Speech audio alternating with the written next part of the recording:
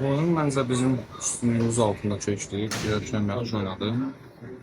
Sezonun axırıncı oyunları olmasına baxmayaraq çalışdıq ki, köklənək. Yaxşı motivasiya qılıclar oynar. Şükür Allah, yaxşı kökləndik.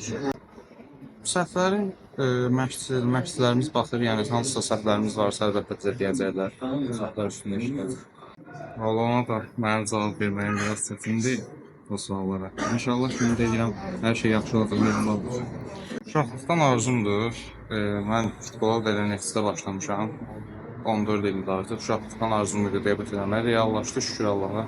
Samir müəllimə də buradan öz təşəkkürümü bildirirəm ki, etibar elədi, şans verdi. İnşallah gələcək sezonda, növbəti illərdə də çalışacağım ki, belə çıxışlarımı davam etdireyim. Revanş kimi baxmırıq biz oyunlara, amma qələbə qazanmaq üçün çıxacağıq inşallah.